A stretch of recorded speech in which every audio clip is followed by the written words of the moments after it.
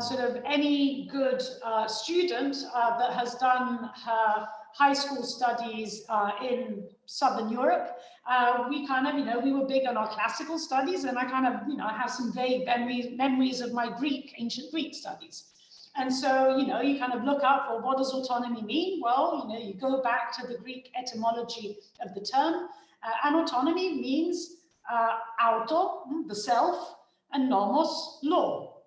So it's essentially, it wants to, I think, convey the idea of an ability that the self has. In this case, the self is Europe, it's the European Union, it's Europeans, however you want to put it, to live by their laws. And our laws are domestic laws, they're European laws, and of course, they're international laws. So in a sense, it's a rather sort of, I think fairly clear term in its meaning. And yet it is a term which is often then confused with other words. Some people talk about European sovereignty. Others confuse it with the idea of independence. Others still think that this is about unilateralism. Others even think it's about autarky. And I think it's important to go back to basics and sort of assert quite clearly that autonomy means autonomy. It does not mean any of these other things.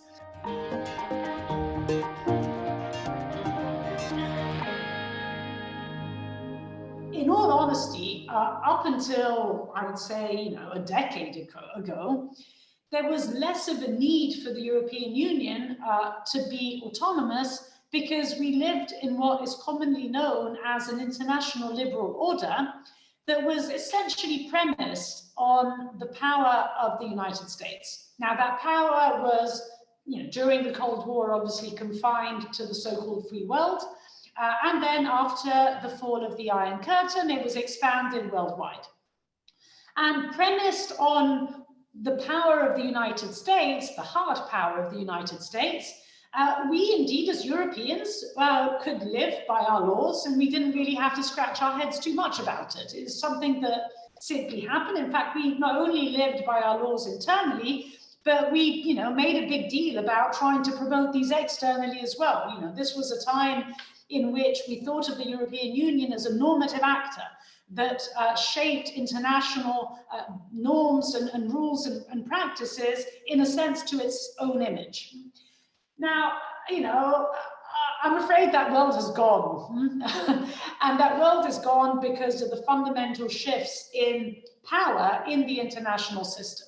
So very clearly, the United States remains the world's greatest superpower. It still does, certainly militarily, for some time, a couple of years still, economically as well. But it's very clear that the 21st century is going to be marked by either what one would define as a form of multipolarity or as a form of renewed bipolarity between the United States and China, where other power centers, of which of course Europe will be one, and Russia will certainly be another, will be pulled in one direction or another, given that this new bipolarity is going to have political and ideological connotations in a way which in some respects is not fundamentally different from the Cold War.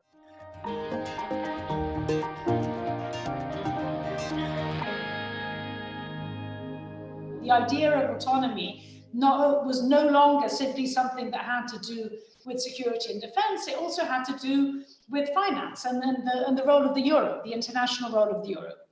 Then it sort of started, it carried on being expanded to other areas as well. In a sense, it was already a topic that was relevant, for instance, if we talked about it in energy terms. I mean, now we tend to not talk about energy in these terms anymore, but only a few years ago, the energy discussion was a discussion about energy security. And the idea of pursuing energy security translated in the idea of diversification. If you diversify your sources and your routes, back then we were obviously mainly thinking about fossil fuels, you will be more autonomous. And therefore, you have to do this in order to not depend excessively on certain countries certain supplier countries.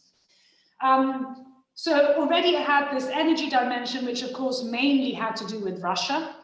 It then increasingly also started acquiring a dimension that had to do with cyber, with digital, increasingly as we started waking up to the fact that China perhaps was not exactly the teddy bear that we imagined it to be. So all of a sudden, we start seeing the expansion of this concept to different policy areas in response to the fact that the world is changing, the world around us is changing. And we get to this new political and institutional mandate, which really puts this notion in many respects at the forefront. It says that this is a sort of quote unquote geopolitical commission.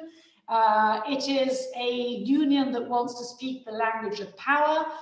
It is a union that basically says, we need to develop the attributes of autonomy, given that the world around us is changing and that it's becoming a riskier, a messier, certainly a more connected place.